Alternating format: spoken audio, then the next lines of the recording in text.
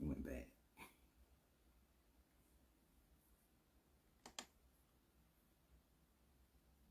Oh.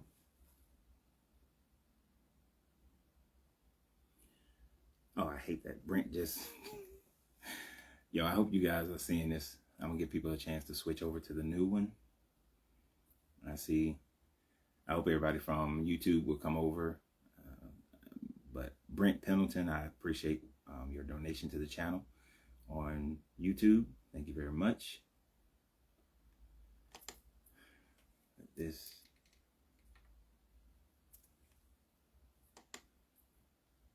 We're just gonna do this on YouTube. I mean Facebook. And I figured out a way to download it to YouTube. You switch it.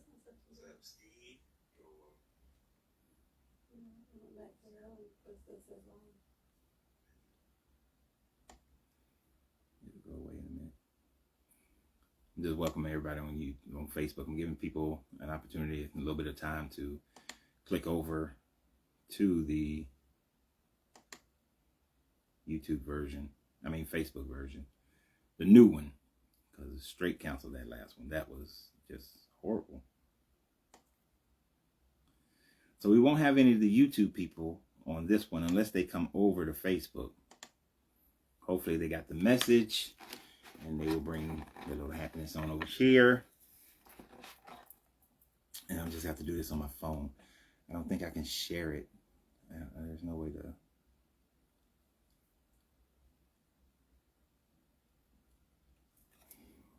Let me see something. I'm going to try something.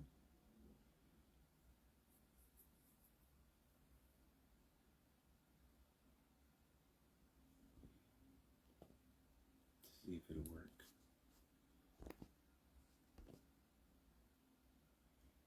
Nope. There's no share on here. So everybody share the podcast. Yes, I see people are coming over from the horrible connection that I have with this horrible laptop. I cannot wait to get my laptop back because that was not good. That was not good at all. On using StreamYard on this computer, that is not the one I normally use. Hopefully I get it back like tomorrow or something. So we're going to continue with our What's Wrong with the Bible series. And we are in Deuteronomy 11 and 12 today. Deuteronomy 11 and 12. Let me know how you guys' connection there. Can you go and check on Facebook, see how the connection is? I don't even have it on the Wi-Fi. I just got it on mine. Oh, whoever sent 200 stars, thank you very much. It doesn't show me who sent it. Oh, it'll appear here. Oh, shit. Oh.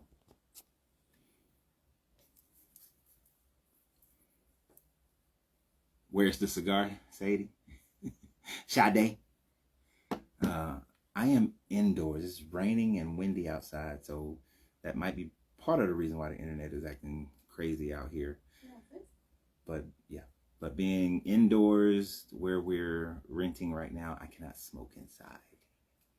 So no cigar on this podcast today because I'm indoors. So anytime I have to do it indoors, I won't be able to enjoy a cigar while we go through these conversations.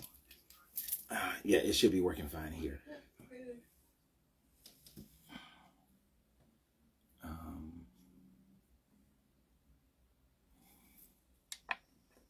Hopefully the YouTube people get it.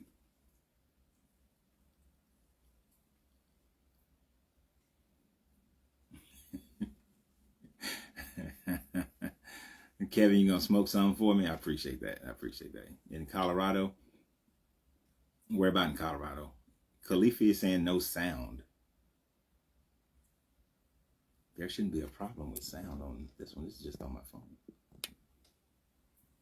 Can you check, please? Khalifa is saying no sound. Nope, there's sound.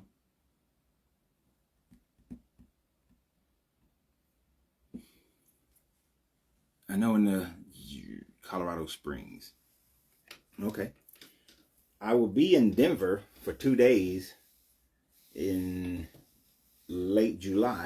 mid-late July. Yeah, so mid-late July, me and my brother will be in Denver.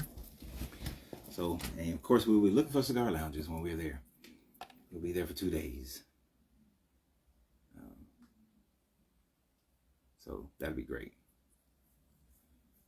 All right, so everybody can hear me clearly. I hear you in Humble, Texas. I always find that interesting. Humble, Texas. Are y'all humble in Humble, Texas? Khalifi, that's yours. Can you type Khalifi a message saying that everybody else can hear me?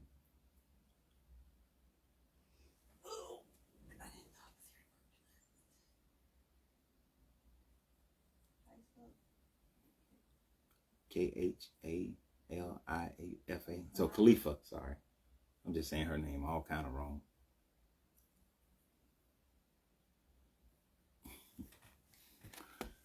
Dorinda said they're humble in Humble, Texas. Oh, you can hear me now? Okay, she can hear me now. No worries. I went to high school with a girl named Dorinda. So you will be the second person in my entire existence that I've known named Dorinda.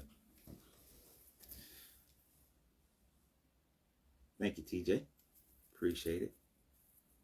All right, so we're going to go ahead and get started. After all of our technical difficulties, we're going to go ahead and get started here and having this conversation about going through Deuteronomy 11 and 12. When will you ever come to Houston? We rode through Houston on our way from San Antonio to New Orleans. But I tell you what, me and Angelina did last night. We decided that we are going to do a kind of a retreat event, a little conference, little conference. So, and it's most likely going to be in the Southeast somewhere. Although I would prefer to do it on a cruise ship. It will probably be in the Southeast somewhere. So that will be a great opportunity for a lot of us to get together. And we'll do a little conference thing. So you swear to goodness that Yahweh is just an alien who came to enslave and masquerade around as a deity. I somewhat agree with you. I just don't think he's an alien. I think it's a pre-existing civilization prior to the last ice age, the last Younger Dryas ice age, that wiped out the majority of civilizations during that time frame.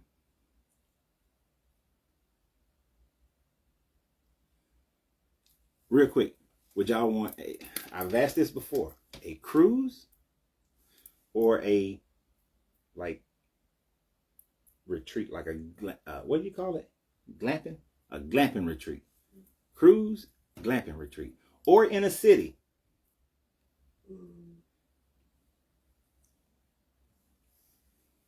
Thank you, Quincy.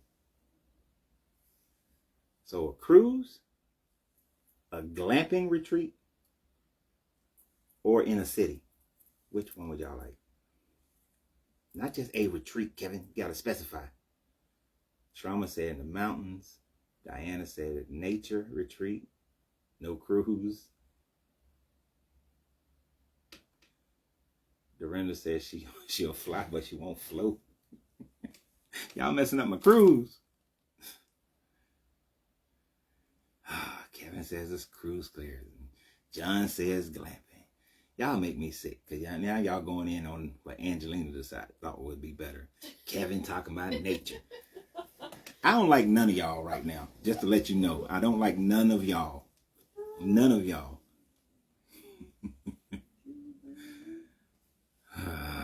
Thank you, Kevin. Kevin would love a cruise. Khalifa talking about a nature cruise.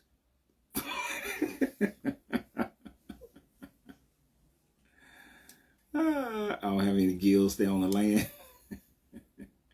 Anything but a boat. So since most of y'all are saying nature and stuff, so I guess Angelina wins with the whole idea of a glamping meetup retreat kind of thing.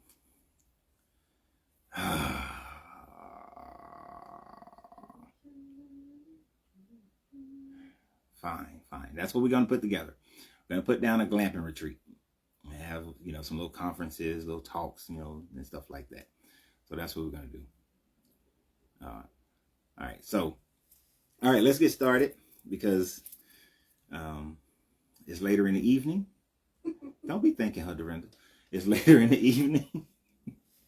And I know you guys got work and stuff tomorrow, and it's already 8:23. And we're going to see how this works in the evening time. So, we're going to go ahead and start with Deuteronomy 11 and 12. If you haven't seen the other previous videos, then you can go to my YouTube channel, which is my name, Lorenzo Reed, Larenzo-Reid. You can go to that channel on YouTube or Wildlife Religion with Coach Renz, whichever way it comes up for you. And when you go there, what's up, Yoshi? You will be able to go into the playlist, and in the playlist you can see the other Deuteronomies, the other Leviticus, Numbers, Genesis. You'll be able to see the other ones, and that way, if you want to see all the other ones that we did. Thank you, Kevin. Appreciate it. I likes my hats. So today we are in Deuteronomy 11 after going through 9 and 10 last week, where Moses was basically just bitching and whining. This guy was talking about how he gonna kill everybody if they don't believe him and follow him. So 11 and 12 are not going to be too much different from that, of recanting things that have already been talked about in this book over and over again. So, but we're going to go through. We've dedicated ourselves to go through it a little bit, so we're going to go through it. So starting with 11, it says, "Love the Lord your God and keep his requirements, his decrees, his laws, and his commands always." So, you know how we always talking about Brisbane, Australia. What's up? Was that L'Oreal? When people say they don't have to keep this, guys, because they believe that Jesus' sacrifice allows for them not have to keep all the laws, decrees, and commands. When you're talking to Hebrew Israelites, they always say that they have to keep the law, but the only law they always talk about is the 10 Commandments, and we've already established with previous videos that there are multiple 2 versions of the 10 Commandments. There's the first 10 that they go by, which were smashed on rocks, and then there's a second 10 that some of the things in the first 10 are not on the second 10, like don't boil a baby calf in his mother's milk.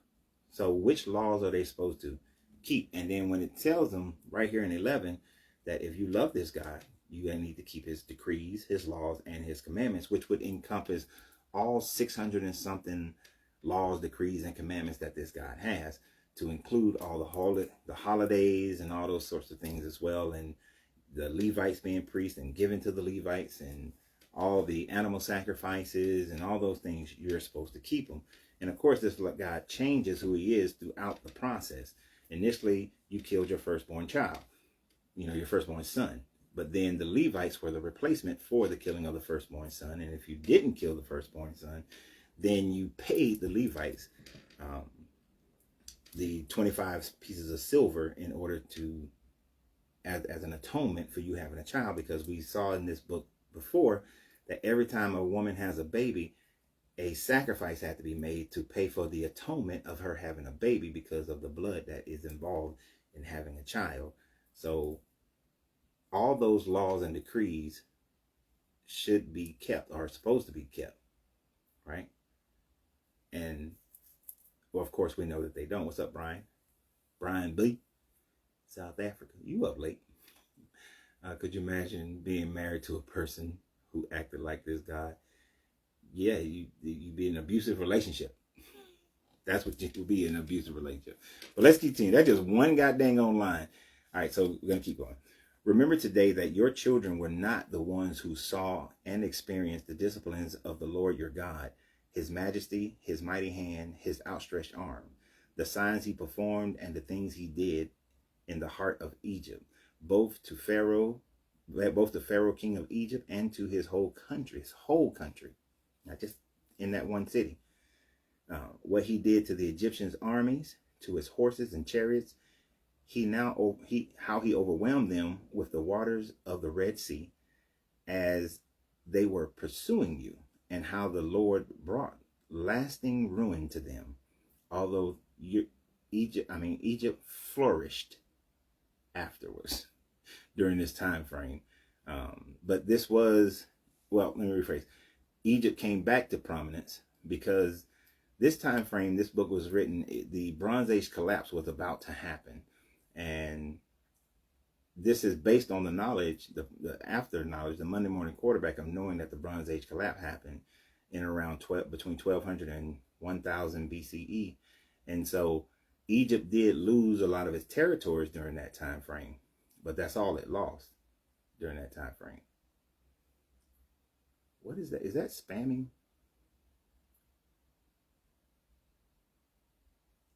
Is somebody spamming on here? But y'all let me know if that's spam by who? Dehiru. Yeah, bruh. We're gonna block him. I got my block gang. So we just blocked the spammer guy. So anyway,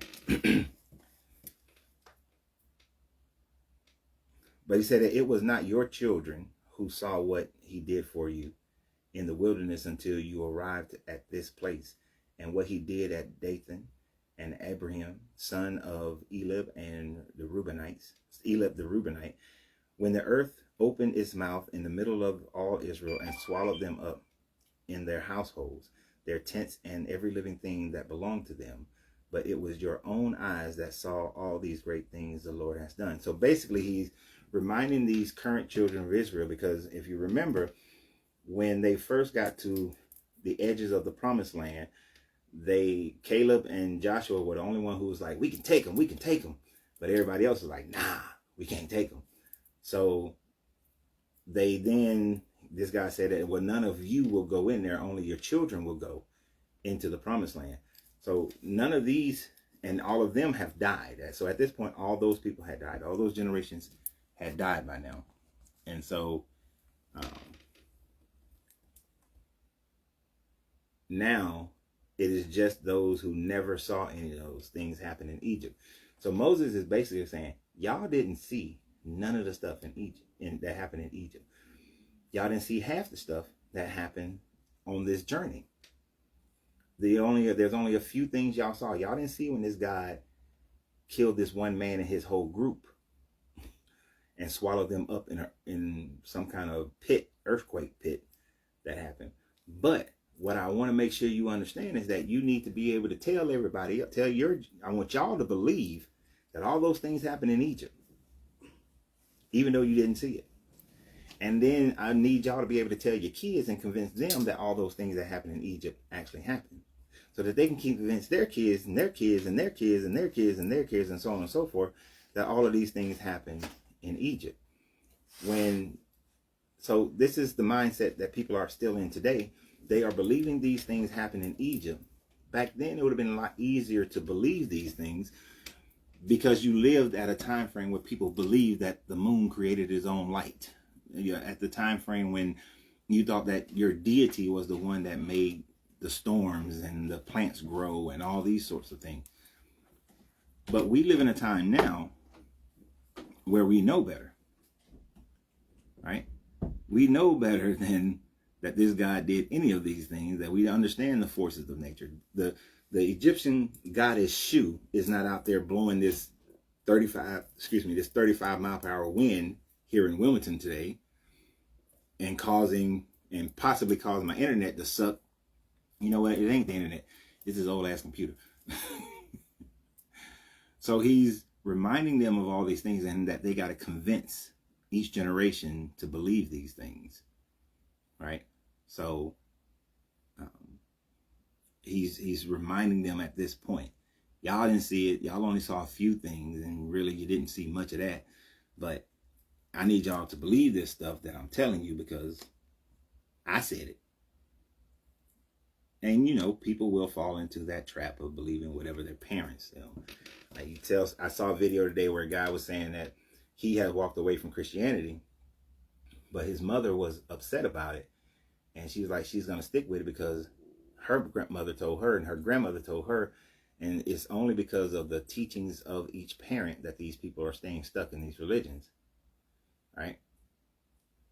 So that portion was just a reminder of all the things that he did for their parents and grandparents, that he's claiming that they did for his parents and grandparents, and telling them they need to believe it and they need to observe all these laws. Otherwise, he's going to punish the shit out of them.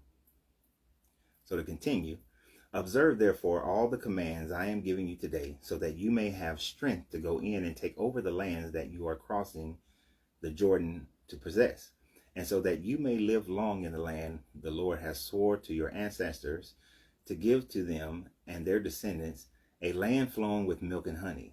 The land you are entering to take over is not like the land of Egypt, in which you have come. You have come, where you planted your seeds and irrigated it by foot in the vegetable garden. Now, there's an interesting part here.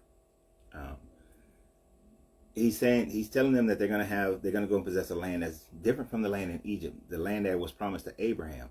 Yet they had still never gained this land, and it's going to tell you later on here of what that land encompasses. But they never took this land. But an interesting part where it says that not like the land of Egypt, from which you came, where you planted your seed and irrigated it by foot, as in a vegetable garden.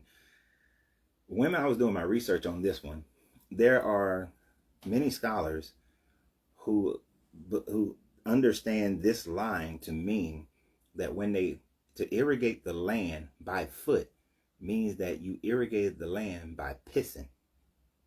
So they're being derogatory towards the Egyptians.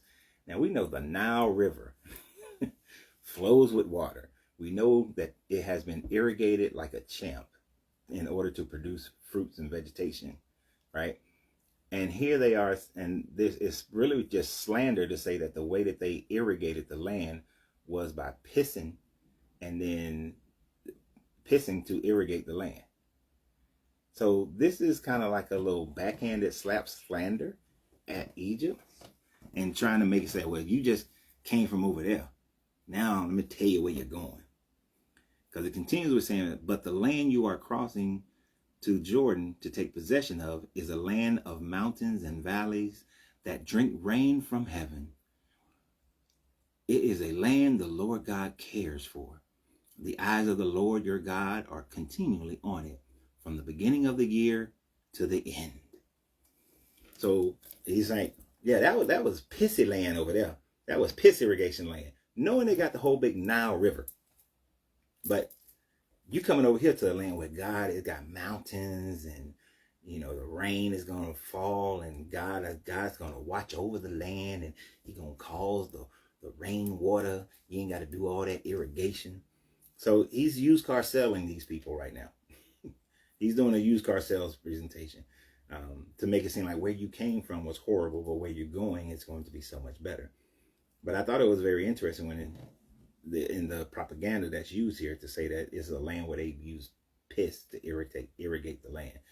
When we know, according to the Exodus story, they were digging, they had to dig along the Nile River to get water. How did they get water out of water that was turned to blood? Was a whole nother story. It's a whole bunch of bull. All right. So that's what he's saying here, and it's just a propaganda thing. And he's saying that he'll be on the land continuous from the beginning of the year to his end. So to continue. So if you are faithful, obey the commands I am giving you today. There's always this catch. You got to be faithful in order to get this stuff. To love the Lord your God and to serve him with all your heart and with all your soul. Then I will send rain on your land in its seasons, both autumn and spring rains, so that you may gather in your grain, new wine and olives. I will provide grass in the fields for your cattle, and you will eat and be satisfied. So, what's up, Wayne? And Valerina? Oh, okay, cool. What's up? So now it's, if you obey this God, then you will gain the bounties. And this is one of those things people have argued with me about the fact that I said that there are many instances where this God is indicating that the wealth that you incur, the bounty that you have, however increase is measured by, your righteousness is tied to that increase. So if you're poor, then you are less righteous. If you're wealthy, then you are more righteous. And even though it doesn't say that line directly, it infers that throughout this book, with the whole story of Job, with Jesus talking to the rich young ruler, with lines like these, that if you obey the commands of the Lord I'm giving you today, that he's going to love you. He's going to make the rains come in the right seasons. You're going to have grassy fields. You're going to have some new wine, some good olive oil. Your cattle going to be good, and you will eat and be satisfied. So there's always if you love me, I'll take care of you. If you don't love me, I'm going to treat you like trash. And I'm going to pretty much kill everybody. But that's why it should be no surprise when these pastors get into this money game, right? And actually, there's a video that's downloading on my phone right now that I'll post afterwards, where where pastors use their little fake healings to get money out of people. Sounds something like the Catholics sounds like something all of them say. Catholic, Protestant, Baptist, Methodist, it doesn't matter. They all say that kind of BS. So to continue, I'm not going to keep you guys too. I want to we will get into some question and answer. Right. So to continue, where we at? Verse 16. Be careful. I always find this is the narcissistic insecurity of this God that he always come up with. Be careful, or you will be enticed to turn away and worship other gods and bow down to them. Then the Lord's anger will burn against you, and he will shut up the heavens so that it will not rain, and the ground will yield no produce, and you will soon perish from the good land that the Lord is giving you. Fix these words of mine in your hearts and minds. Tie them as symbols on your hand, and bind them on your foreheads. I'm going to stop right there on that one, even though there's more to it. Well, no, I'm going to go ahead. Teach them to your children, talking about them when you sit at home, when you walk along the road, when you lie down, and when you get up. Write them on the door frames of your homes and on the gates, so that your days and the days of your children may be many in the land the Lord swore to give to your ancestors, as many as the days that the heavens are above the earth. So that insecurity thing and that threat always seems to come in with this God. If you don't do this, if you get enticed by other gods and believe other gods, then he's going to shut up the rains. To hell with weather patterns, because they didn't understand weather patterns. So they can't talk about them, because these people believe that God actually made it rain or made the droughts come, not the natural order of the earth and the land to which they live in. They live in a hilly desert. So they're going to have droughts. They're going to have years with rain and years without rain. They're going to have all those things happening. But he tells them, make sure you teach these to your children, but fix the words in your mind, your hearts. Tie the symbols to your hand. So tattoo them to your hand, tattoo them to your foreheads. Now, doesn't that sound familiar to how in Revelations it talks about having the mark of the beast on your hand and on your foreheads? Then he tells them to put it on your doors and all this sorts of thing, and that you should be talking about these things at all times. At all times, you have to have this conversation with your children. When you're walking down the road, when you're sitting at home, when you walk, when you lie down at night, and when you get up, that all day, every day, the only thing you're supposed to be talking about is this God, which also smacks again of Revelations when it says that when you go, it talks about going into heaven and you're just praising God all day, that this God needs constant adoration in order for him to do well by a person. There is I always tell my children, you do have to respect me. And we got rules in the house, but I don't need you being in adoration of me all day, all night, and everything that you do, every place you go, from sun up to sundown, all these sorts of things. It's just quite simple. I want you to grow and be a person, live your life, enjoy yourself, sort of thing.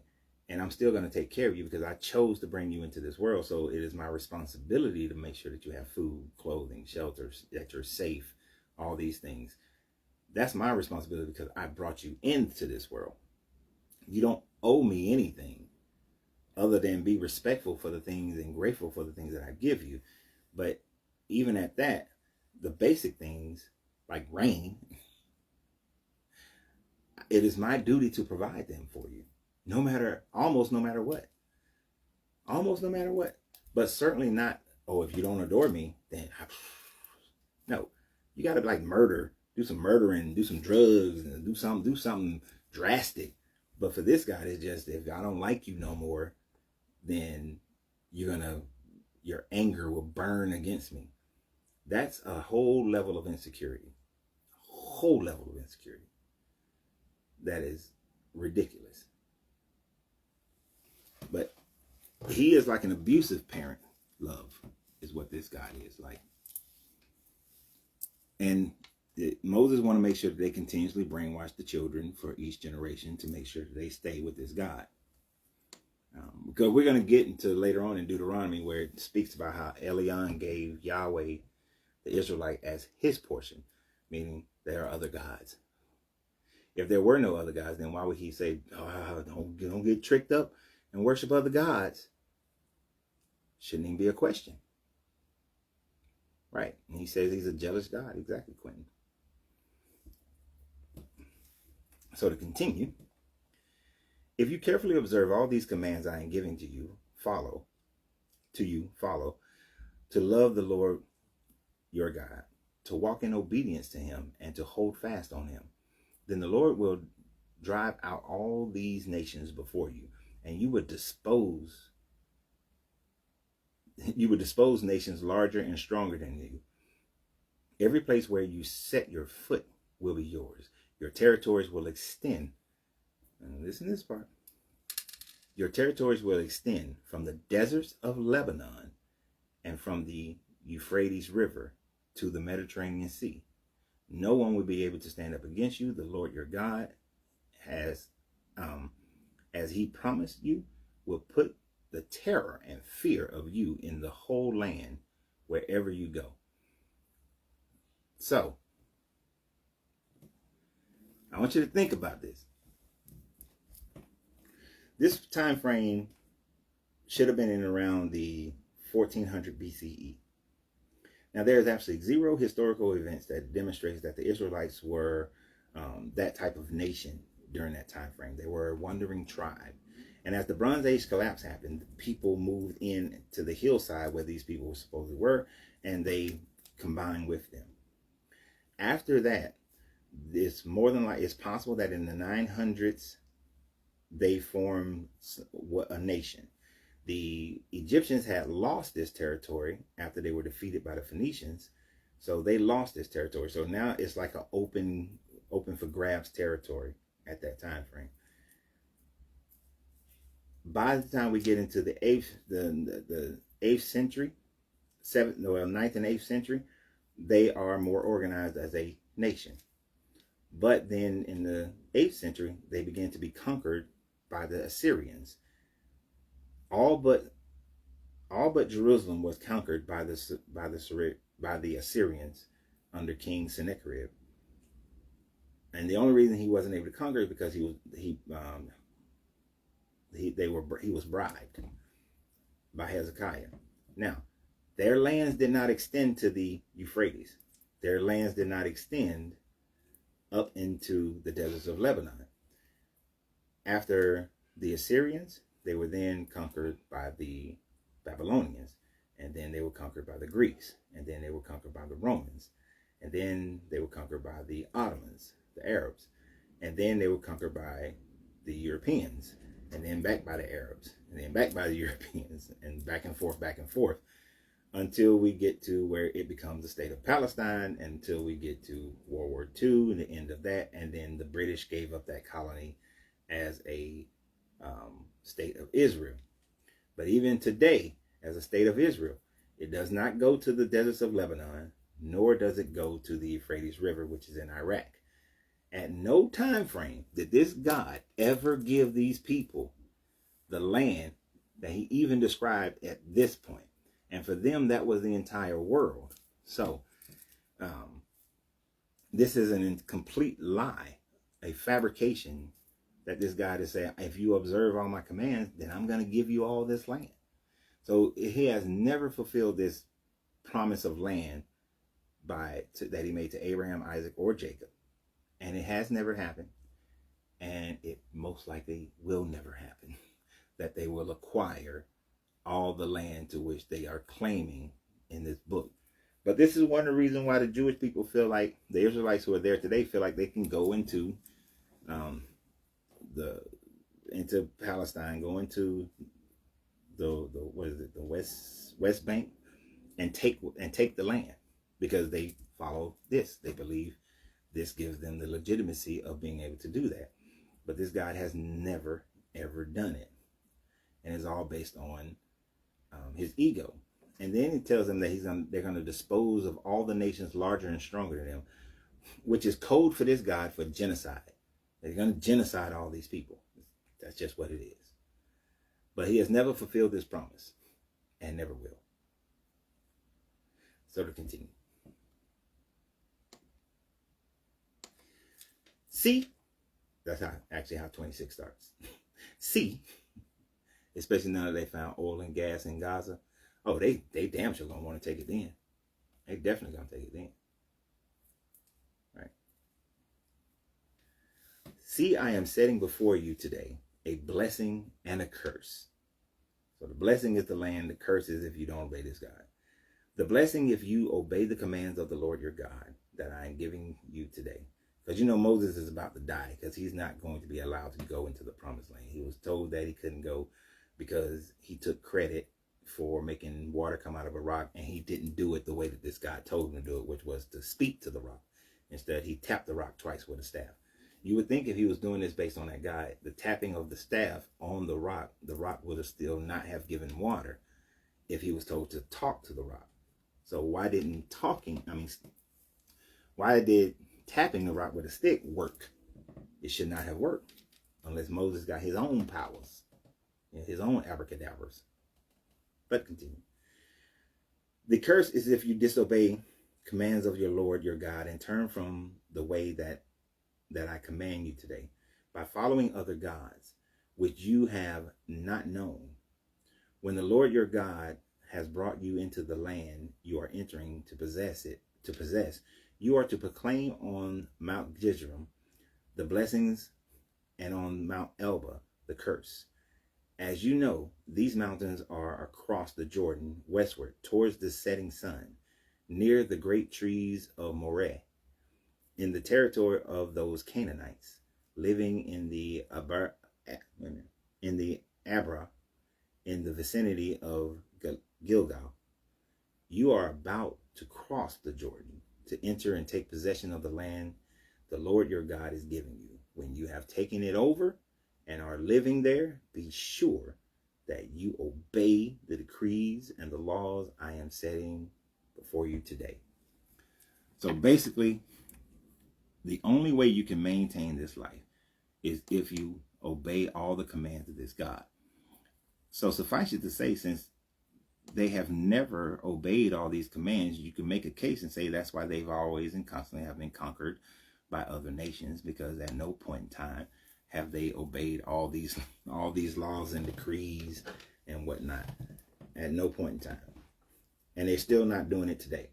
So technically, if I was a Palestinian and the Jews were claiming, well, this is our land given us by God, I would say, oh, well, according to your God, you cannot take this land unless you are obeying all of his commands, all of his decrees, all of his laws.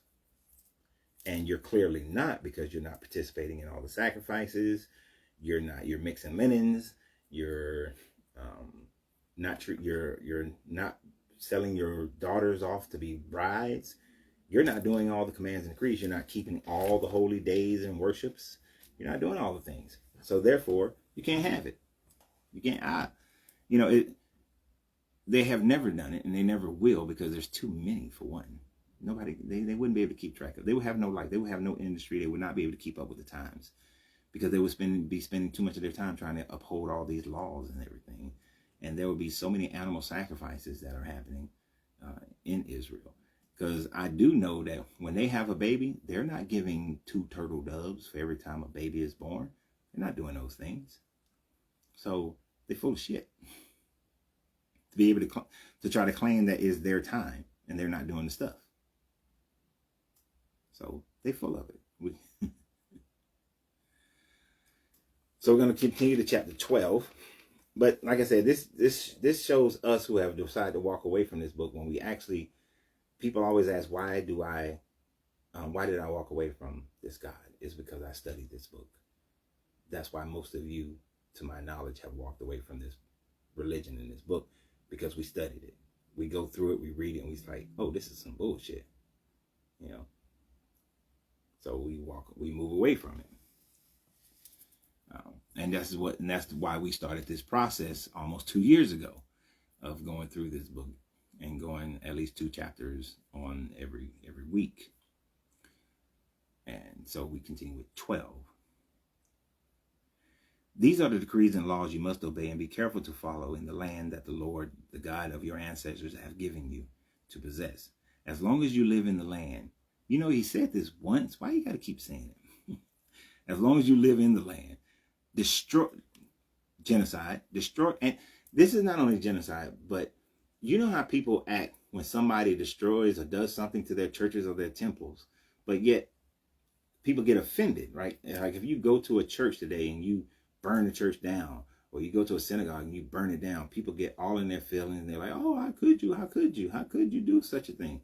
But here in verse 2 in chapter 12, destroy completely all the places on the high mountains, on the hills, and under every spreading tree, where the nations you are disposing worship their God.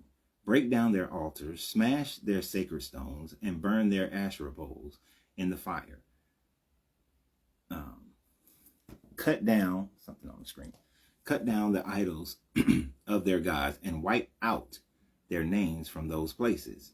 You must not worship. Let me stop right there. So, is that if you were to go do those things to them, they would lose their shit. But yet, they were instructed to go do this. This is why they want to tear down the Dome of the Rock, and they want to tear down the mosque that's next to the rock. They want to tear down everything. There's a video that's going to post that I did earlier today. It's just taking all day. Where Christians are being, they true Israelites, the people who are trying to follow this book, they want the Christians to be removed out of Jerusalem. They want them out, because this book tells them that they have to remove the gods of other nations, because Christians and Jews don't worship the same God. But this is why they think this way, because they were told by this God in chapter 12 here that they are to smash all those things. And it's interesting that they mentioned the Asherah poles, because the people that they're about to go against are the Canaanites. The Canaanites worship Yahweh, where they worship El, and El has a wife named Asherah. El and Asherah have children. 2 of their children are Baal and Yahweh. At the time frame that this is being written, which would have been most likely during the time frame of Hezekiah, he's trying to move the Israelites people away from the idea that Yahweh had, because he was the ancient Israelites at that time frame were teaching that Yahweh was married to Asherah, and they had children of Baal and Mot. And he's trying to teach them that no, there is just Yahweh. And later on with Josiah and Ezra, they merge Yahweh and El become one. But they still reject Asherah as the mother god, because they want God to just be God. So they're making a point to say tear down the Asherah poles. But fortunately for us, there are still some ancient northern Israelite temples that have both the pole for Yahweh and the pole for Asherah. And when you go into the temple, you put your sacrifices on the Yahweh pole and you put your other sacrifices on the Asherah pole. But Asherah was a wife before it was a pole. So you want to get rid of that, and they're trying to get rid of that. So they're rewriting it so that people won't continuously worship Asherah. But the Canaanites, Asherah is Yahweh's mama. And then the Israelite, Asherah is Yahweh's wife.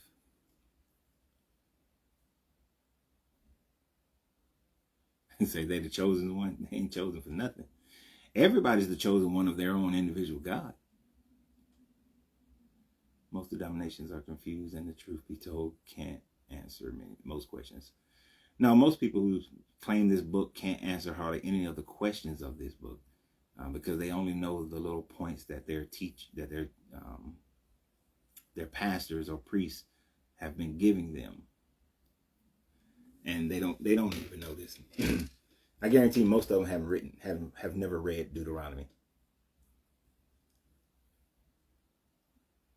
Yeah, first books of fiction to use and anxiety as a tool to confuse and gain control.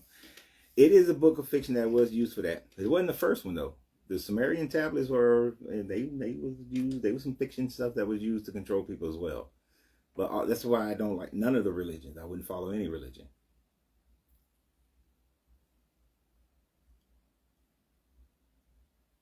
Is it true that the pyramids on the Israeli flags are supposed to mean male and female? I can't answer that one. I've never even thought about that. But it's sounds like something worth investigating. So let's continue. You must not worship the Lord your God in their way, because because they have that same Canaanite God. So this is Hezekiah making sure to change how they worship so that they're worshiping in a different way. And they're going away from a pantheon they're going away from henotheism, where they believe all gods exist and they have their God, and moving into an actual truer state of monotheism. So you must not worship the Lord your God in their way, but you are to seek the place the Lord your God will choose from among all the tribes, to put his name there in his dwelling, and that place you must go. There bring your burnt offerings and sacrifices, your tithe and your special gifts, what you have vowed to give and your free will offering. I don't have my glasses. Free will offerings, and the firstborn of your herds and your flocks. There, in the presence of the Lord your God, you and your families shall eat and shall rejoice in everything you have put your hand to, because the Lord your God has blessed you. So you're supposed to bring all your stuff to the temple, basically to the tent of meetings, and that's where you eat it and enjoy it, and that's where you give your sacrifice and all your tithes and offerings. And if you remember in Exodus and Numbers and Leviticus, we went through a bunch of different tithes that they're supposed to give for a bunch of different things. And so they're supposed to always bring it to the tent of meetings. And this is a mindset of all the Israelites living together. In the world today, this doesn't happen. You can't do this. But all of this is supposed to be happening in Jerusalem, right? Because their concept of the world was so small. It was very small. But that is the separation from the Canaanite deity that he's trying to impose here, to make sure that they are not worshiping in the same way that the Canaanites were worshiping, which is who they're about to go and genocide in the book of Joshua. You are not to do as we do here today, everyone doing as they see fit, since you have not yet reached the resting place and the inheritance of the Lord your God is giving you. So right now you eat in your house and you do your thing in your house, but that's how you're doing it now. But when you get over there, you're going to have to do it differently so that you get your inheritance of the Lord. But you will cross the Jordan and settle in the land, and the Lord your God is giving you as an inheritance. And he will give you rest from all your enemies around you, so that you live in safety. Then to the place the Lord your God will choose as a dwelling for his name. There you are to bring everything I command you, your burnt offerings and the sacrifices, your tithes and your special gifts, and all the choice possessions you have vowed to the Lord. And interesting how the Lord needs all this stuff. This God needs stuff as a token of your appreciation for him. And there rejoice before the Lord your God, you, your sons, your daughters, your male and your female servants, slaves, and the Levites from your own towns who have no allotment or inheritance of their own. Be careful not to sacrifice your burnt offerings anywhere you please.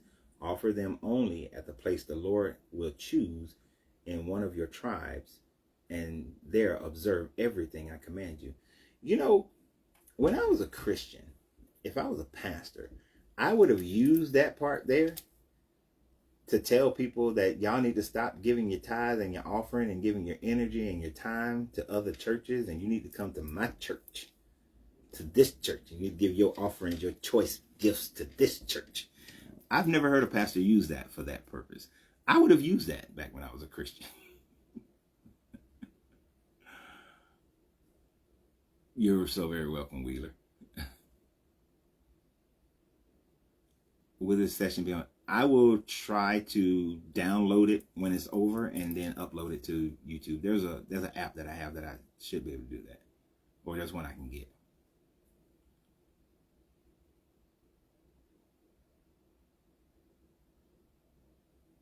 If you don't understand the difference between the covenant at Horeb and the covenant at Moab, you are not going to understand about 85% of what you're reading. Now I understand all of what I'm reading, and because I understand that those things, it's okay. But it doesn't matter. It doesn't matter. You're supposed to. There are multiple covenants that this God makes with these people as they move through the land because of different things that happen. But you're thinking that the Bible is speaking with one voice at the same time, and all voices are in agreement with each other, Victor, when in actuality they're not. The first part of Deuteronomy was written most likely somewhere between the 9th century BCE and the 8th century BCE. Then the middle of Deuteronomy was written right before the Babylonian captivity, so most likely around the 600s, around the 7th century BCE. And then the latter half is written written into the Babylonian captivity, so up into the 500s BC. Then the last part is written during the Babylonian captivity and a little bit after the Babylonian captivity. So you're looking at about 400 or 500 years that this book was being written, just Deuteronomy, but not just Deuteronomy. Isaiah was written the same way, in different parts. So there's not one mindset in all of this. There's not one accord that they're all in, because it's being written by literally 100 people over hundreds of years who are living in different times with different understandings and cultural changes that happens between those times. And we can tell that by the style of writing, by the use of language, yes, all before Jesus, and the use of language during each time frame for each one of these books. So yeah, it's good to know the covenants at Horeb and Moab, but yet you also have to understand who was writing what and when. This is why I talked about Hezekiah for this portion of the writing, because most likely it was written, most of this part is written during the time frame of Hezekiah. So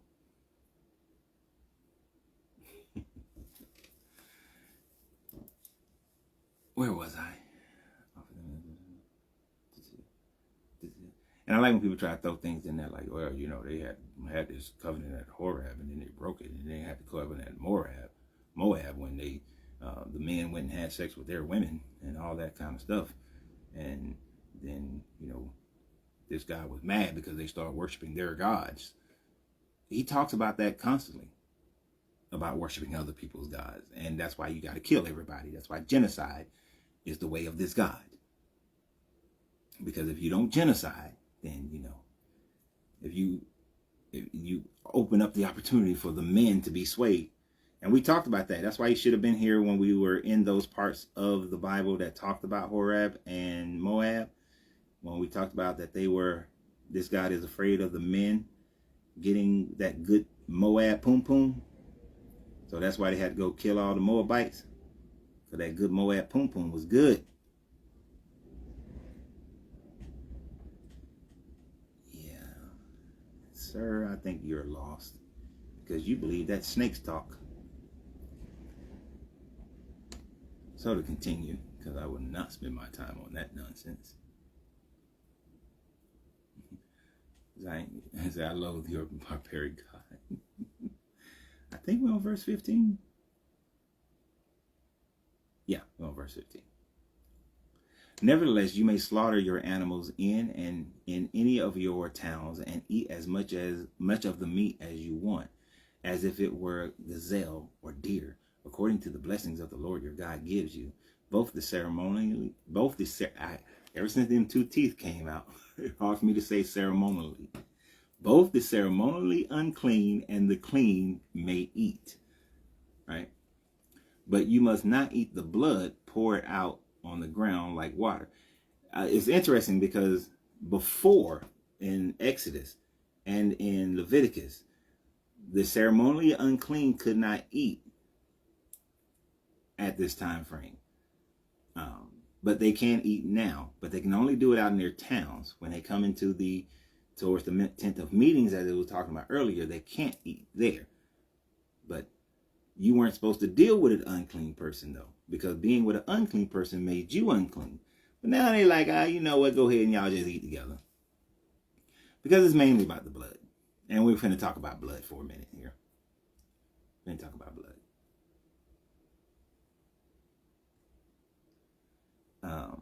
Where was I?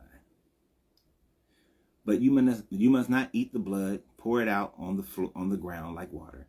You must not eat in your own towns the tithe of your grains and the new wine of your olive oil, or the firstborn of your herds and your flocks and whatever you have vowed to give, or your freewill offerings, or a special gift.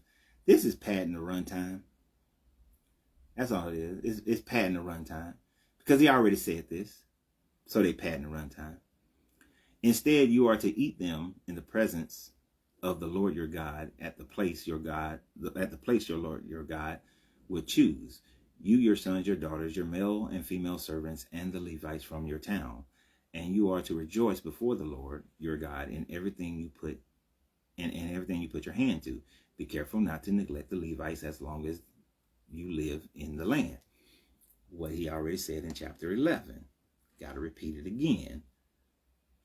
I swear this book has more repetition than anything else, right?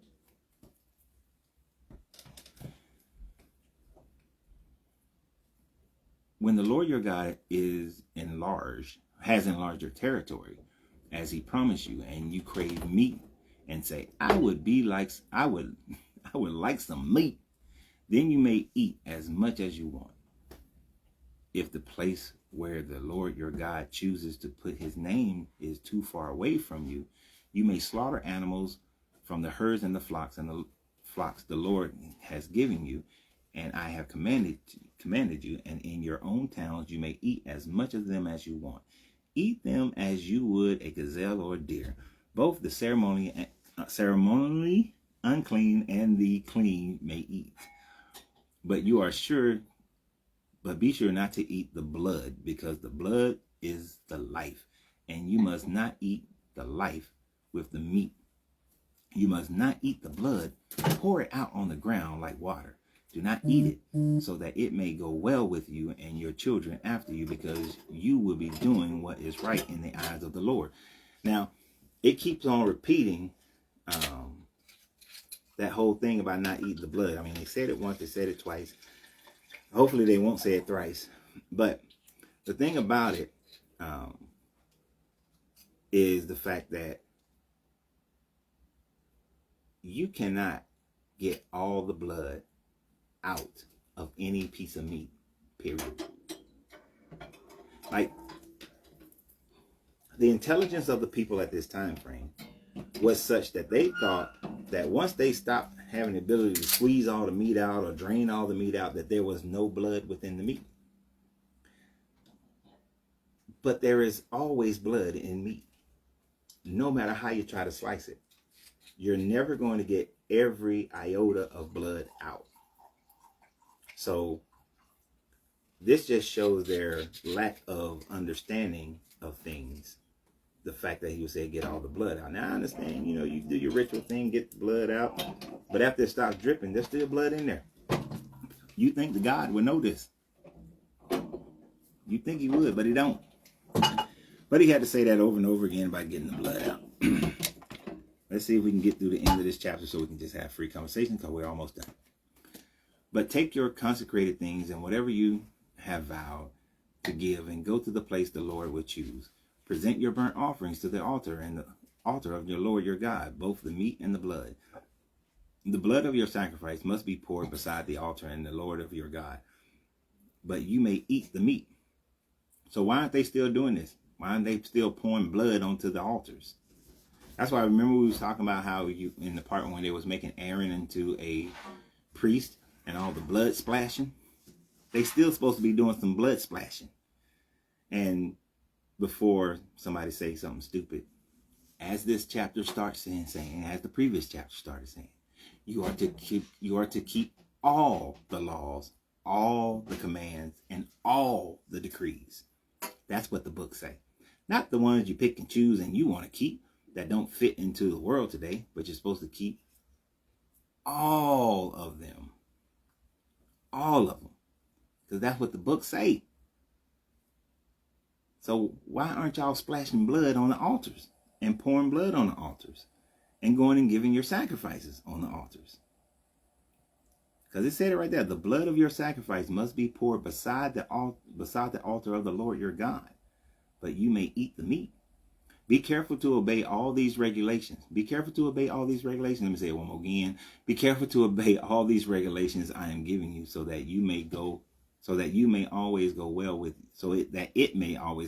you and your children after you, because you are doing what is good and right in the eyes of the Lord your God.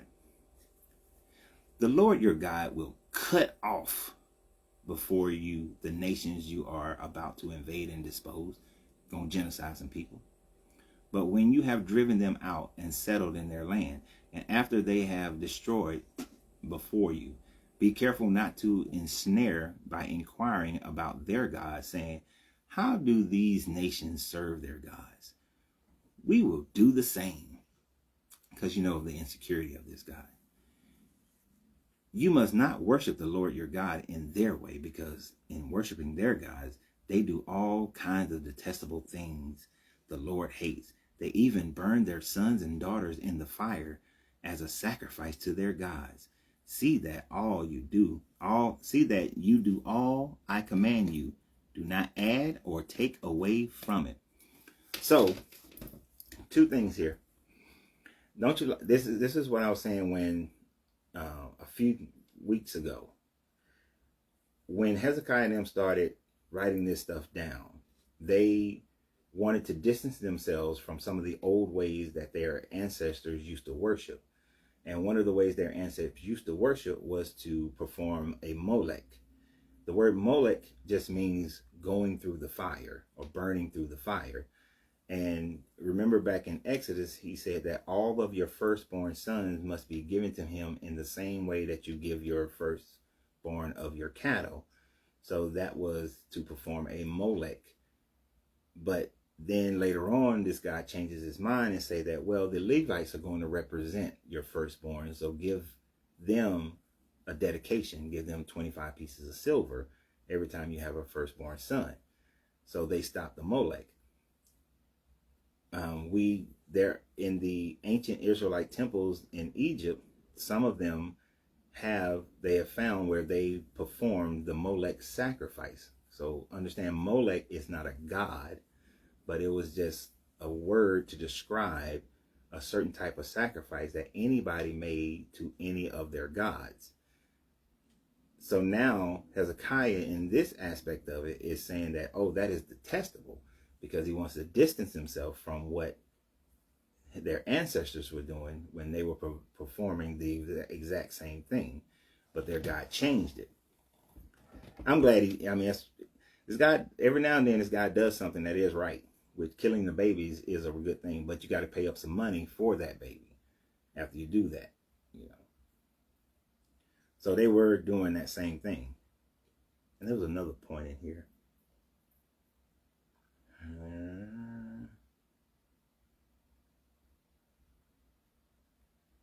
Well, we already talked about them genociding all the people that are in those lands. But just as a reminder, at the end, Moses does say, see that you do all that I command you. And remember, in the very beginning, he said, I command you to keep all my decrees, all my laws, all everything. So we see in these two chapters that are incredibly repetitive in saying the same stuff over and over again, that the Israelites are to keep all the laws, commands, and decrees of this God. So, and that part, I know it. He said, keep all these commands. Do not add to it or take away from it. So when Christians try to claim that Jesus has now fulfilled the prophecies of the Old Testament, understanding that the prophecy of a Messiah is one that will free the people from whatever tyranny that they were being under at that time frame. But even Jesus said, do not take one tittle away from the Old Testament, basically. And here he is saying, do not take or add to it. So even adding Jesus to as a human sacrifice to cover all your other ritual things you're supposed to do, that you're not supposed to keep the law, goes against what Deuteronomy 12:32 is saying, that you're not supposed to add to it or take away from it. You're supposed to keep all these things. And just like people like Victor up there, they want to say, oh, well, they broke the first covenant, or they broke the second covenant, they broke this covenant, they broke that covenant, so now we don't have to do all those things.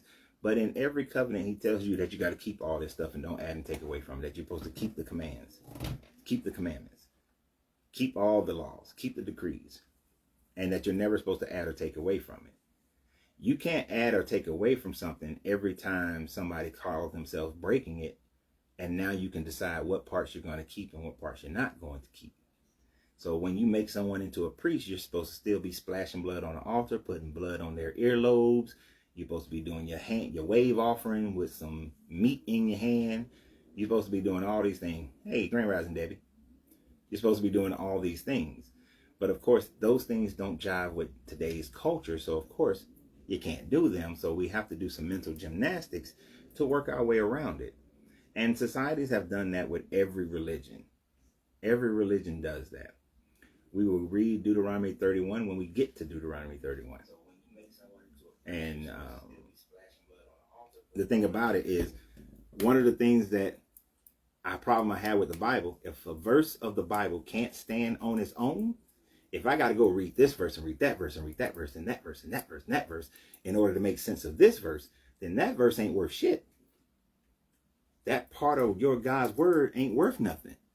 And then to go and read all these different ones, Deuteronomy 12 is written about 200 years before Deuteronomy 31 is written.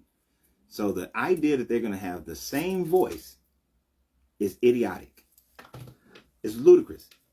If that's the case, why isn't the U.S. Constitution have the same voice that the U.S. Constitution has today? The reason why it doesn't is because, like you said, tweak. We have tweaked the exact same words of the Constitution to fit our current level of morality today.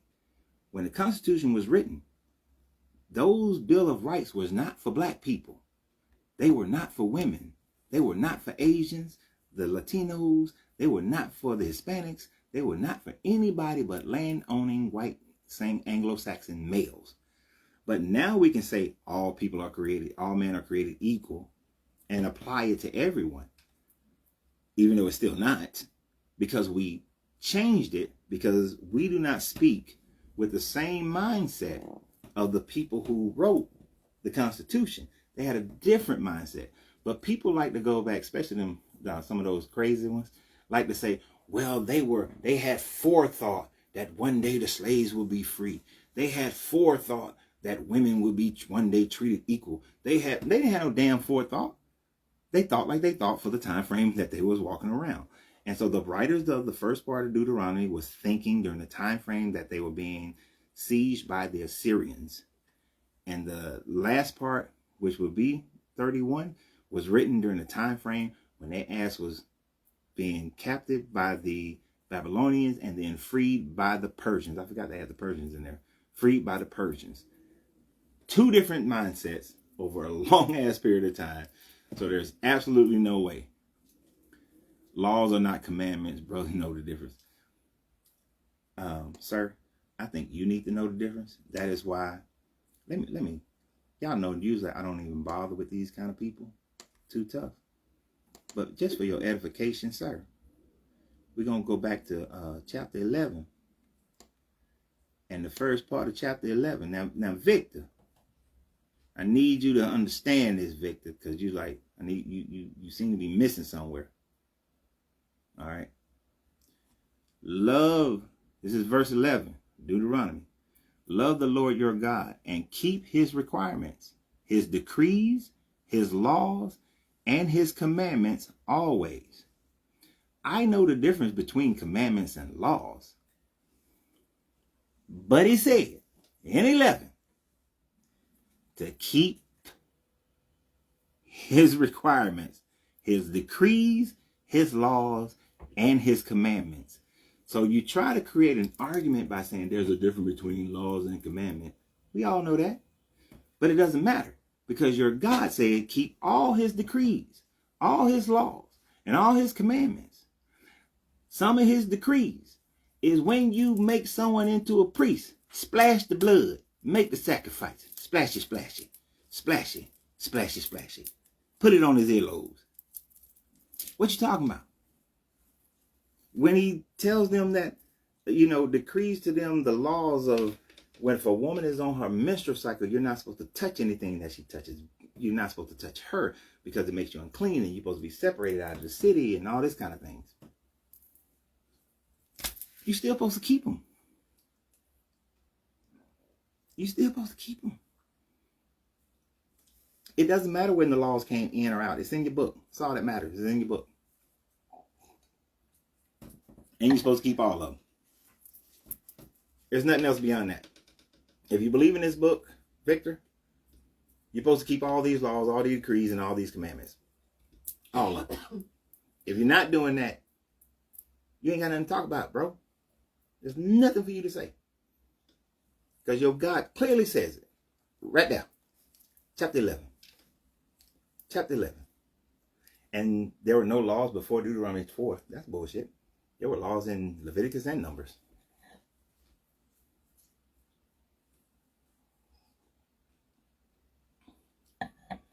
All right. So Victor's keeping all the laws, y'all. Victor, are you keeping all the laws, the decrees, and the requirements? All the laws, decrees, and the commands? Are you keeping them?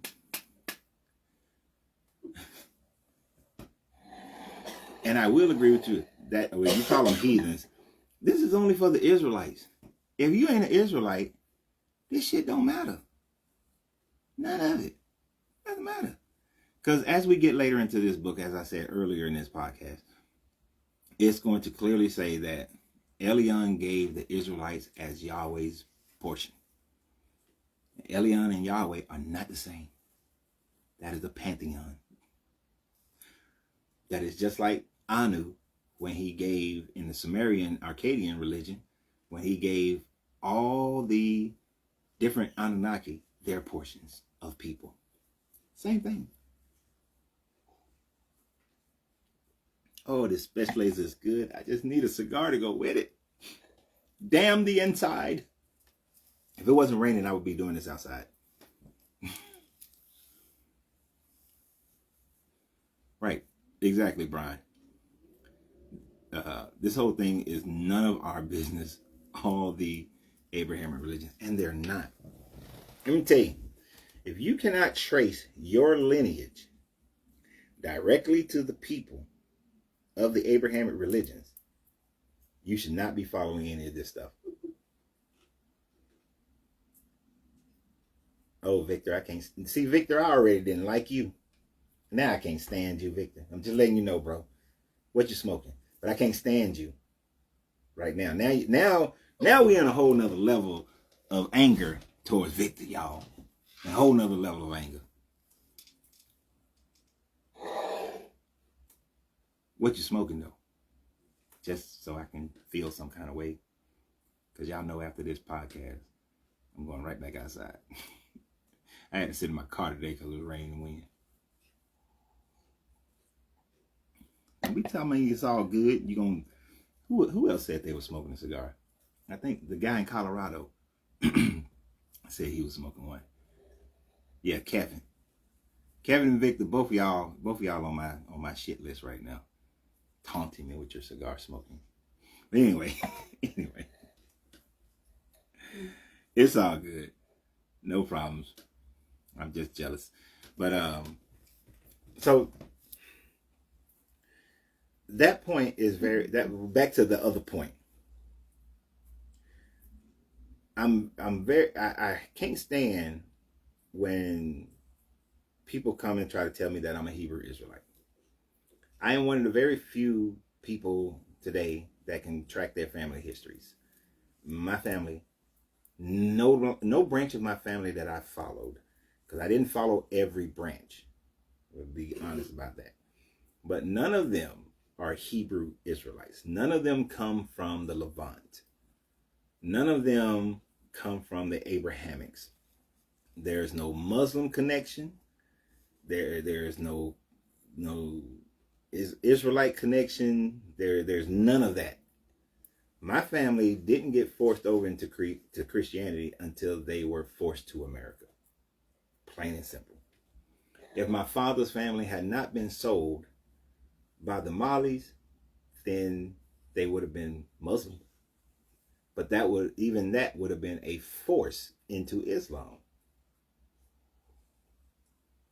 Of course, if they were sold to the Muslims instead of being sold to the Christians, I wouldn't exist. So there's that part. So I'm kind of glad that they weren't sold to the Muslims. Right? But unless you can track your family, it's wishful thinking. And unfortunately, what is an MMJ?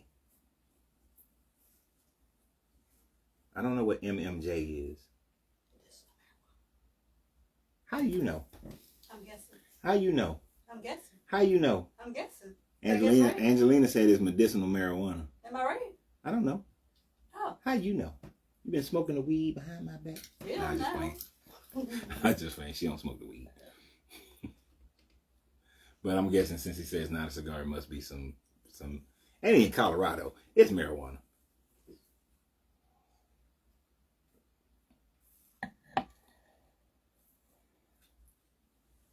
Thank you, Kirsten. I will be going live a lot more often. He's smoking a damn Cohiba Red Dot. Not Colorado. Not Kevin. He's smoking I don't like the Cohiba Red Dot. Honestly. It's not a Cuban for one. It's a Dominican cigar. Not that there's anything wrong with Dominicans. But it's a Cuban seeded cigar that's grown in the Dominican. It's decent, but Cohiba doesn't make it as well as they used to make it back in the day. Is why I don't like it. It doesn't have the same profile to it that it used to have. So that's my dislike for it. It's still a good cigar. But anyway, how many people on here can trace their family heritage? I'm curious. How far back? Let me rephrase. Because everybody can trace their family heritage to a certain extent, whether it's just to your grandparents or your great-grandparents. But how many people can actually trace their family heritage back to pre-America? Other than Angelina. Yeah, he said it's medical marijuana.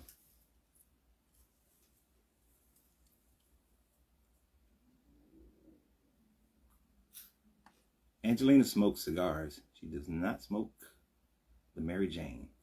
Because if she did, we would not be together. Oh, I know because I'm smart. Not that I have problems with people who smoke marijuana. I just don't like the way it smells. Thank you, Dessa. If I'm saying your name right, appreciate that. She just guessed. I'm smart. She's smart, as she says.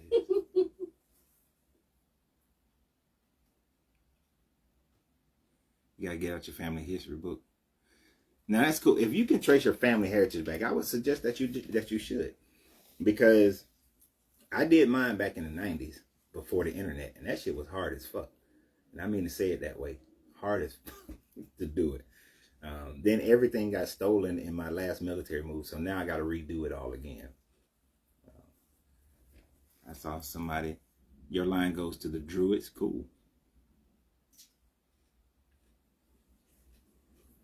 Your Irish side escaped to America and changed their name. bottleneck. I don't know what the bottleneck theory is. I may know what it is. I just don't know. I may know it by a different name. So what is the bottleneck theory? But if you can trace your individual line, I think that would trump. What could trump that?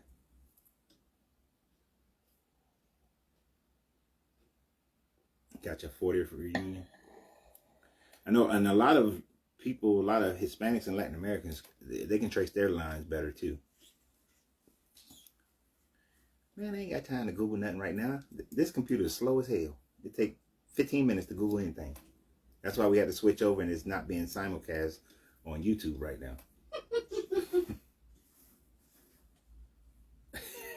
Kevin said, your trailer park ancestors didn't keep good records.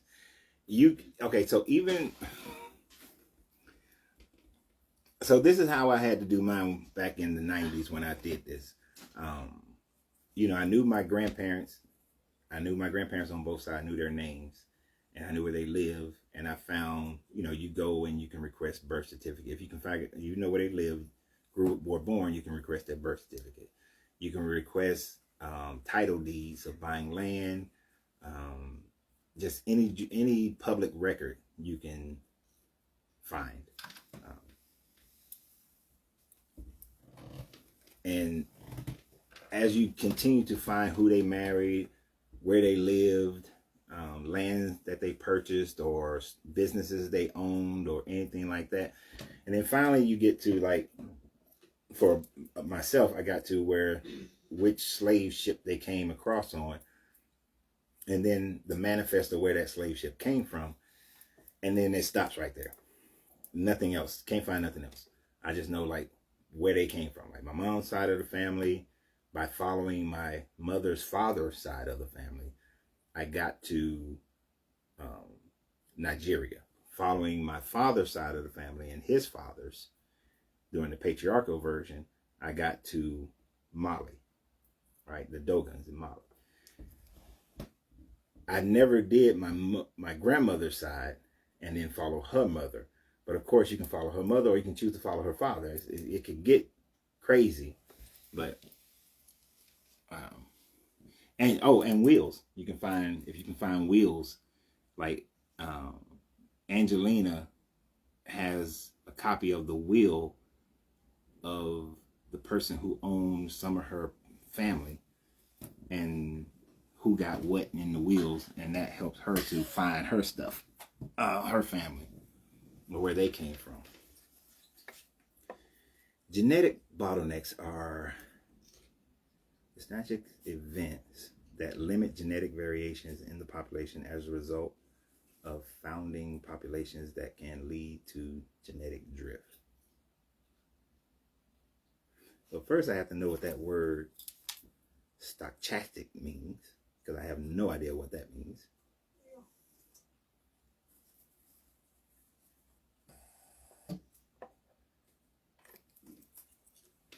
But if I'm to limit the genetic variation in which a population and results in founding population. So some type of bottleneck that limits the number of people who can get down with the other people for a population, which creates genetic drift. I don't know. I'll research it later more. Because you know me, I got to look at like 10 different.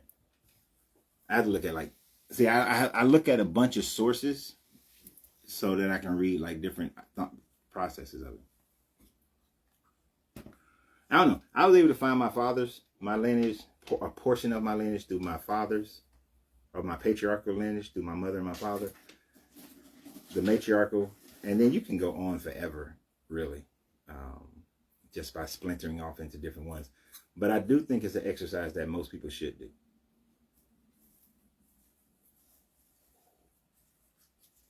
I have to research more about genetic drift and that sort of thing to have a deeper understanding of it before I will put one over the other. Because I can find my line. Why do I need to drift? Unless you're talking about the genetic drifting of, is genetic drifting because I only follow 2 lines, but of course there are literally thousands of branches that I could have went, or rabbit holes that I could have went down. If you're meaning that, then I can understand, like, my genetics is made up of who I am is comprised of millions of people coming together over thousands of years. So you kind of get muddled if that's what you mean. But I don't know. I have to research it some more. But I do think everybody should do that. We should go and try to search out your family as much as you possibly can to know where you're from, because it irritates me when people just try to tell me my genetic, who my ancestors. And it was running into some Hebrew Israelites back in the 90s that made me go do it, because I got so sick of them talking about, you a Hebrew Israelite. What the fuck, I'm not. I knew in my gut that I wasn't, so I just had to I had to go get the research for it, because none of my family members come here. So therefore, my thought process is, since these religions was forced on my family, why would I accept them? Why would I accept this as my religion? And then I started reading the book. You start reading, you read it and dissect it, and it's like, oh, hell no.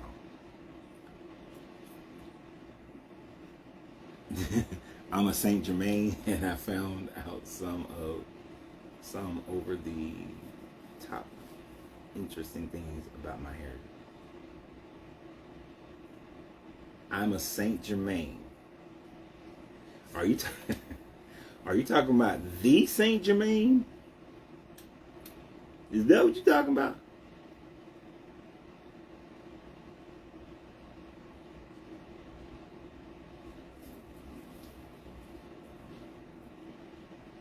Oh, you get muddled for all the interbreeding? I did a video about Saint Germain. I'm gonna be honest with you. I hope that the legend of Saint Germain is true, because I want to meet him. And I want to, like, dude, help me make this Philosopher's Stone, bro. I need that Philosopher's Stone.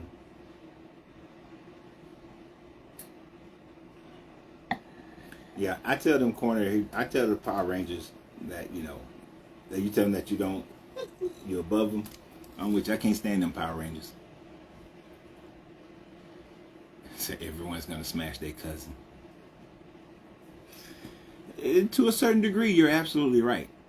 To a certain degree, you're absolutely right. At some point, there was some type of cross connections. At somewhere. Way, way, way, way, way down the line. I don't like thinking about those things.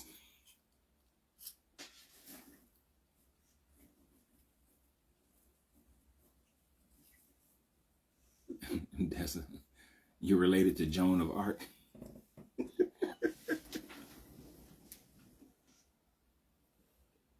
Unfortunately, and fortunately, I'm not related to any famous person.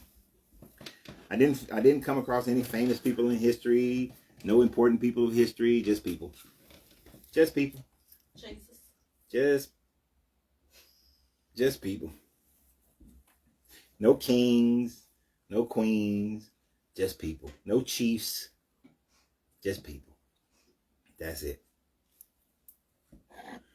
But it doesn't matter. I don't need to have those people in my history, because I'm me. And that's all that matters, is that I am me. And damn if being me ain't great. It's great being me. If you've seen the old Popeye movie? It's not easy being me. Master of my own ship at sea. All the responsibility. It's not easy being me. It's not easy being cheesy. You wish you could have met Nikola Tesla? Yeah. I would have to have the knowledge that I have today to meet Nikola Tesla. If I had met Nikola Tesla back and I was just me, I might have thought that he was some kind of weirdo. Did you know that Nikola Tesla, because he was so caught up into the numbers of 369, he would walk around the building 3 times or 6 times or 9 times before he would enter a building. Everything he did, he incorporated 369. Today, we would say that he got some type of level of autism or something, that he would be doing that. He was Rain Manning. But it would have been cool to meet him.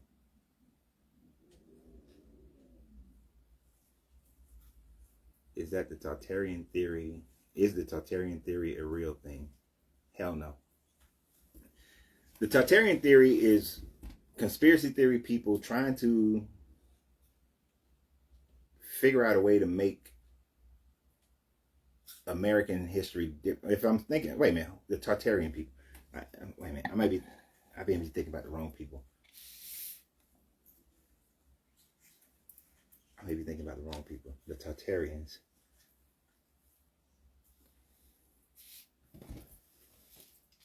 Okay, I'm gonna use this little slow ass computer for a second. Because that one bothers me. Excuse me.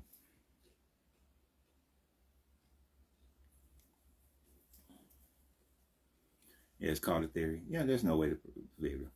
And that's, theories are good because it, you know, you have to search out the facts for them, and you have to recognize the difference between what's a theory and what's a fact.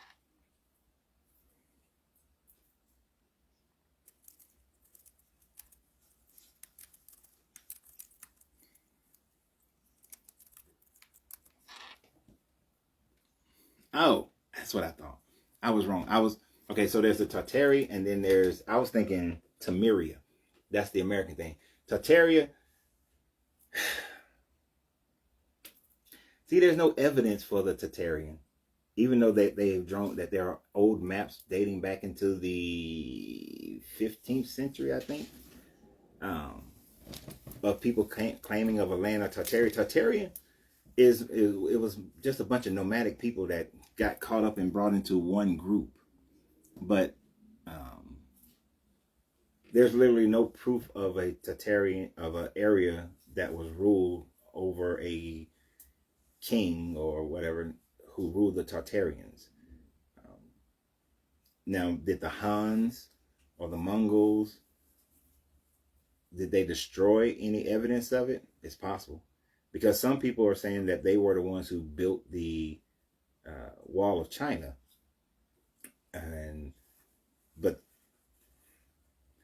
that's a big debate too. Was the Wall of China there before the Chinese took it over? Because the towers face inward, but the Chinese were also very much isolationist, so the towers could have been built inward to keep the people in, as well as being outward to keep the invading Mongols or Huns out, or Mongols out. So it could serve both purposes. And then it was built over such a long period of time that the reason for the building, the construction changes, right? So are you trying to isolate, or are you trying to defend? And personally, I think it could be both. But I think it was built, I don't think the Chinese actually built the Wall of China or initiated the Wall of China. I think it was started by, it was a southern kingdom. It was another southern kingdom before who was fighting them. Their name is flying out my head. I think they were the ones who probably initiated it. But, you know, people claim new shit. Just like the pyramids, Khufu didn't build them things. And the Kemetic people that we know of, they didn't build them down the pyramids or the Sphinx either. It was already there when they got there, after the Younger Dryas. It was built before the Younger Dryas period.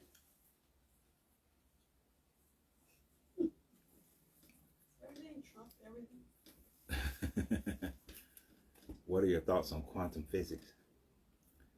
The overwhelming majority of quantum physics is above my mental capabilities. Well, not my mental capabilities, my mental knowledge. I don't study quantum physics too tough.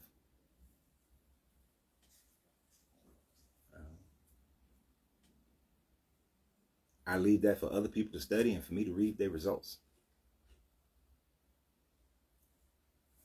But I know a lot about a lot, but I know enough about a lot to know how much I don't know.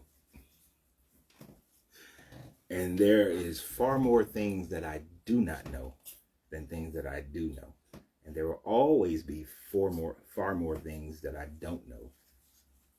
And then there are things that I've studied, and like I studied string theory 15 plus years ago and don't remember most of the stuff that I studied. And I'm sure I'm quite positive that advancements in string theory over the last 15 years would nullify some portions of the things that I did study 15 years ago. And that's why things are, if you go, hell, even in what we talk about now, if you go look at one of my videos I did 10 years ago, I'm pretty sure that I said some things that now I'm saying, nah, that shit was wrong. Oh, like, yeah, 10 years ago, you couldn't have told me that Zechariah Sitchin wasn't 100% correct on all his translations of the cuneiform writings. But now I know better. We have more information. And with more information, it's like, okay, well, Zechariah Sitchin translated a whole bunch of shit wrong.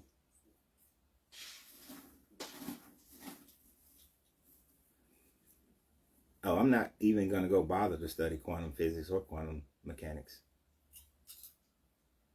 That's just not even going to happen.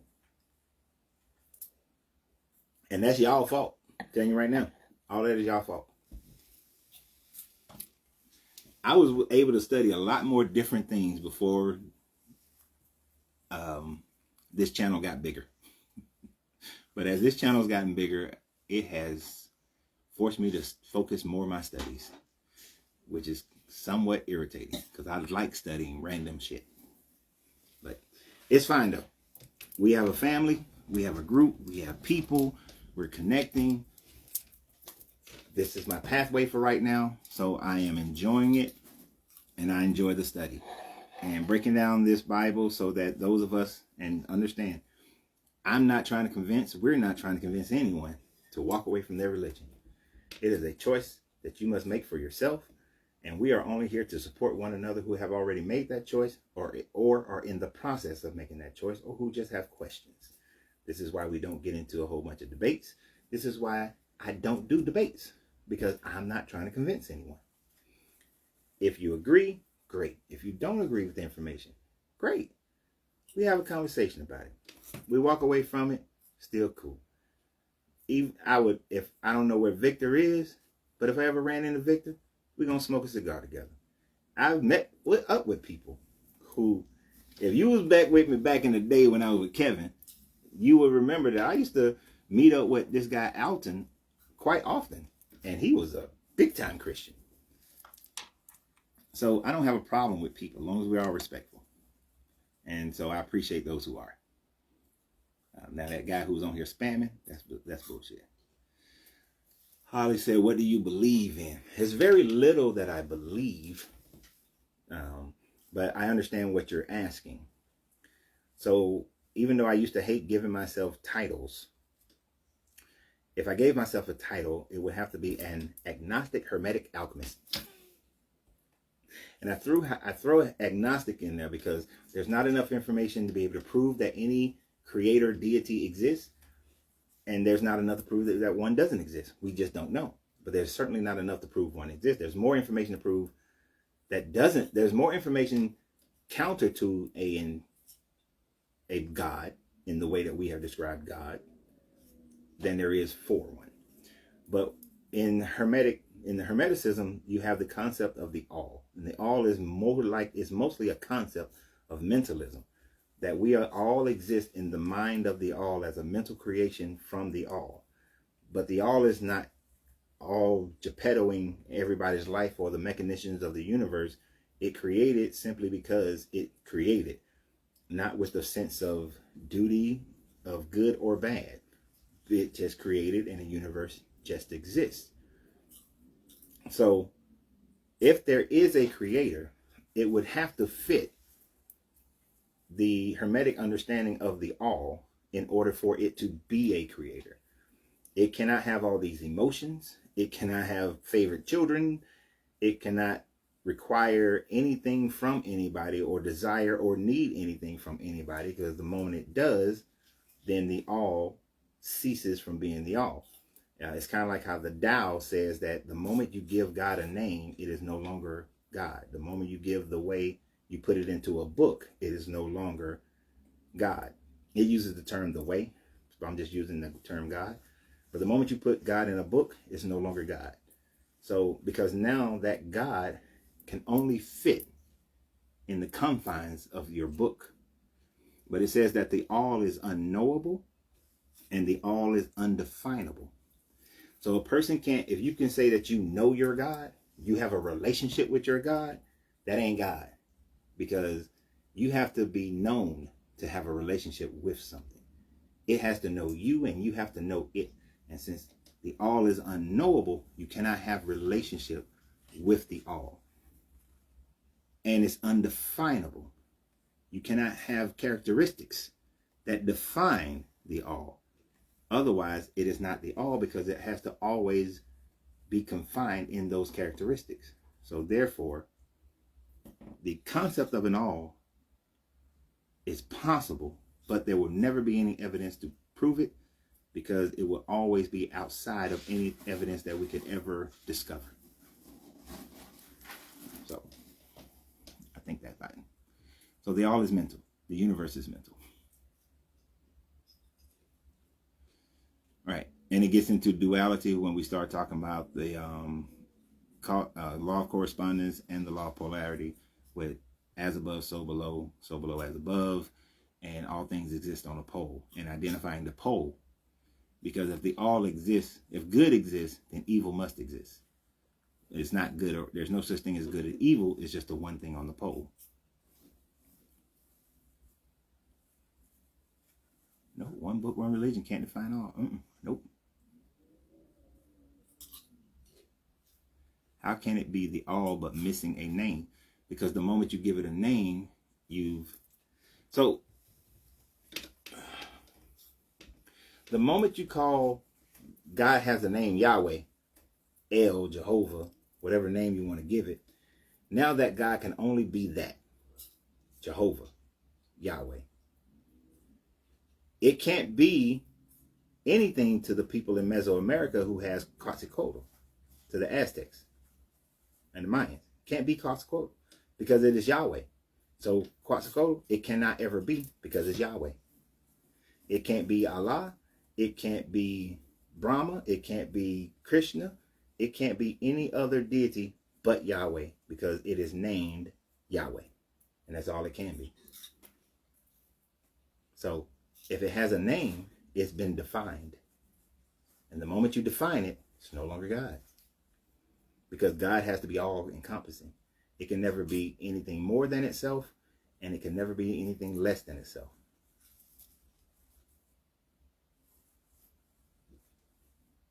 Yeah. So there's no name. Can't be a name. Like the moment your parents named you, if you think about it, confines, you now have been confined to a certain degree. Because now you have to live up to that name. You are, like, I am now Lorenzo Reed. And I have to be Lorenzo Reed. I have to be of the Reed family.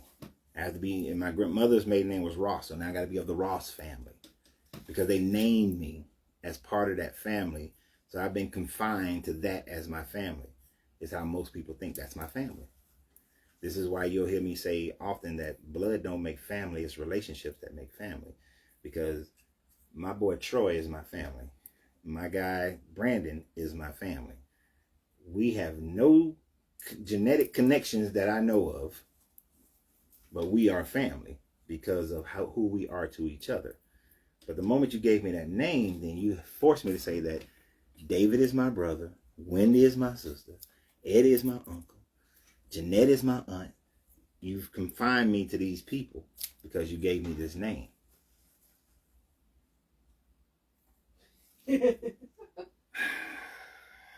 Really, Brian?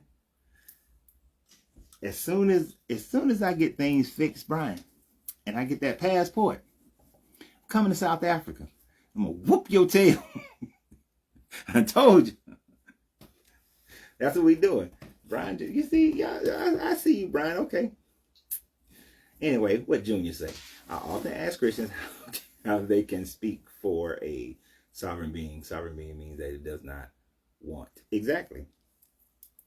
A being that is sovereign doesn't want or desire anything. It cannot want or desire. Because then the wants and the desires would be more powerful than that God, because it would be forcing that God to be a certain way and to do certain things. And if something can force a God to do something or be something, it's no longer God. The children of Israel's disobedience or going to worship another God causes that God to be angry, and then that causes that God to punish them, makes that God not a God, but a childish tyrant. Because the emotions and the actions of other beings are causing that God to act a certain way.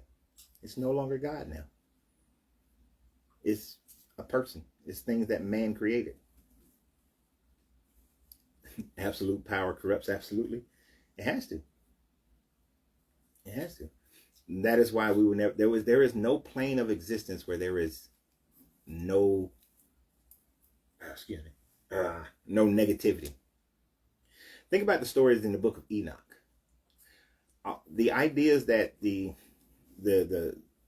this whole war in heaven from the Enochian literature version indicates that even in God's first creation of his first children in the first heaven, they had problems. So even in heaven, there's problems. Even one of the early church father, Irenaeus, even though I don't think he meant for this to be viewed this way, but he said that one of the pleasures he will have in heaven is looking over heaven, over the edges of heaven, and seeing people being tormented in hell. That's kind of messed up. That you will sit there and enjoy watching other people be tormented while you're in heaven. That means that hell must still exist and you have visual acuity of it while you're in heaven. So the negative have to exist in order for the positive to exist. And it happens on all planes. This is why the law of correspondence is as above, so below. Everything that happens in the below happens in the above. And everything in the above happens in the below. This is where the Gospel of Thomas is always talking about how the heaven is in front of you, but your eyes are blind and you cannot see it. That heaven is, under a rock, split a piece of wood, and he is there. But also in your New Testament, it talks about when Jesus is saying that heaven is at hand, it is to say that it is right now. It is not some hereafter, that it is the law of correspondence. If there is a heaven above, then there is heaven below. If there is a hell below, there is a hell above. And evidently, the Sumerians, the Akkadians, the Assyrians, the Babylonians, the Christians, the Jews, all accept the fact that there was a war in heaven. The Indus religion, war in heaven. The Aztecs, the Mayans, there was a war in heaven. They all fighting. There's hell everywhere. And there's heaven everywhere. See, right now, like Angelina, she's over there in heaven. She got a bucket that got Pittsburgh Steelers in it and a big old thing, and it's filled with popcorn. She heaven. She in heaven. And a glass of wine. I forgot the wine. Wine and popcorn. I don't know why people like wine and popcorn together. It's a weird thing. But when I owned a popcorn shop, that was a very popular thing. It's weirded me out. The kingdom of heaven is not heaven. Christian 101. Nah. Y'all got too many heavens in Christianity. You got the first heaven where God and the children and the fallen angels fought. And then you got the kingdom of God that's on earth. And then you got, the heaven that Jesus took to him and the little people. You got the bosom of Abraham. And then you got the heaven where the angel's going to come down with the keys to open the bottomless pit a couple of times. And then you got the kingdom that's going to rule on earth for 1,000 years. And then you got everybody raptured up at the Battle of Armageddon and going into heaven and be with God. You got too many heavens. You got a neighborhood of heavens. Nah, I have more than basic understanding. But if you're expecting me to play it straight all the time, I'm not going to play it straight all the time. Who said something about your popcorn? Yeah. You did? I did. I wasn't listening. I said you're in heaven over there. Oh, yeah. With your popcorn and your wine. So heaven is at hand. See, I missed all that. I was watching cookies. But anyway. Yeah. So, what time is it? How long have we been on this thing?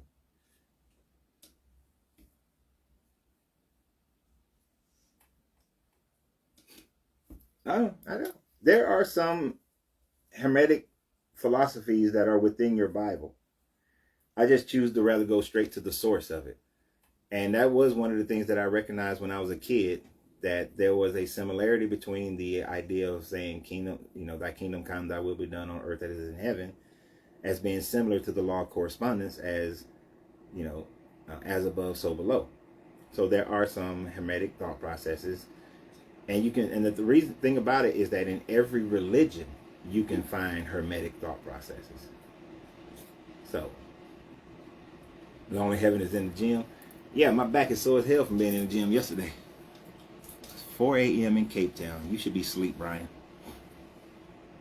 But I'm going to end this right now because it's 10 o'clock on the East Coast. And yeah. So I appreciate you guys. It was great. I'm sorry that it didn't work normally where we could have the YouTube people on here at the same time. But we will try to, hopefully my laptop will be fixed tomorrow or Saturday, and I'll have my laptop back and I'll be able to do my simulcast. So I appreciate everybody for being here.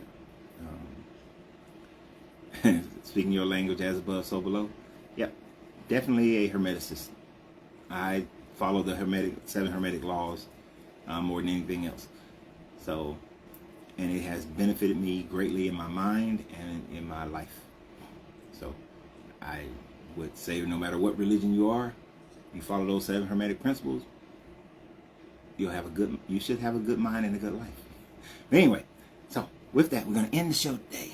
And I'll see you guys real soon. I might do a live tomorrow. We'll see. I got to figure out a way where I can do it simulcast because I like having the YouTube people, and their conversation as well. So y'all have a great day, and always remember that you have to free yourself to be yourself. Oh, wait. I'm going to upload about 4 videos after I finish this one that I shot like 5 hours ago. So make sure y'all share the videos. And share the videos, y'all. The sharing has dropped. And I feel hurt emotionally about that. So share the videos.